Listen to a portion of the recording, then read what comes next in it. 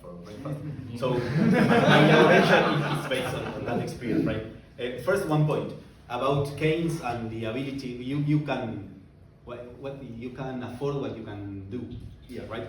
So in Soviet experience and in our experience, yeah, you can do that, but by printing money, the state can capture some portion of value, right? But the problem is that when you abuse that situation, it happened to you what happened to the Bolsheviks. The total value of paper money completely disappears, so the state loses its ability to fund itself through emission, through inflation. So it loses its ability to capture value through this means, because you lose the function of money as measure of value and as a means of circulation. This is very dangerous because the worker state gets no possibility of funding by inflation means. So okay, yeah, you can print money in order to do stuff, but the do part is very important, and that's a material constraint, and you can ignore it just by printing money. No, I think it's an interesting dialogue between Keynes and Marx that I think it's important, and it's important for revolution, because if workers take power again, you have to deal with this sort of things. And going to your question, I think money has a lot to do with socialist transition, because during the transition, well, in Soviet Russia, a lot of goods were commodities, because food was a commodity. So one of the most important produces of labor was produced as a commodity. So money played an important part. But also the labor force is a commodity.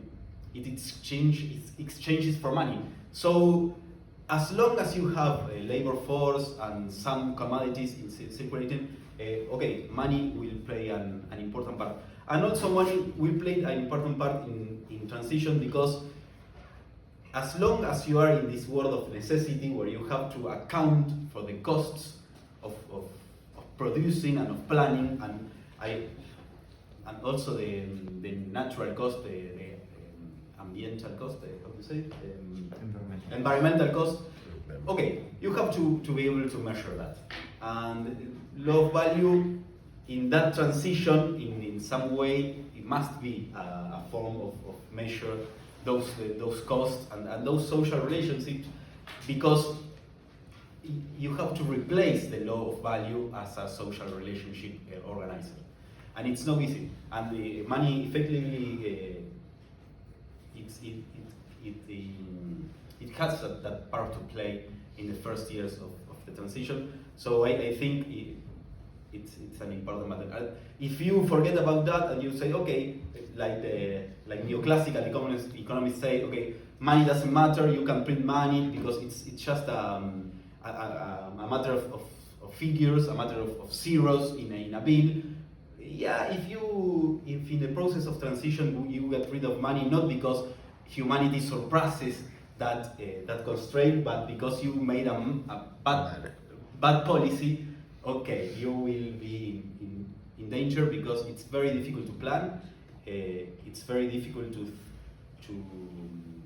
efficiently develop that economy. Of course, I said my part. I'm talking about the global south, where we don't have a plenty of in Europe, we are talking about the growth. In global south, we need to grow, because we don't have enough for everybody. So it's of course a point of view, but I think it's important to take that in mind, because okay, the revolutions in last century were in backwards country, not in imperialistic central countries. So okay, that's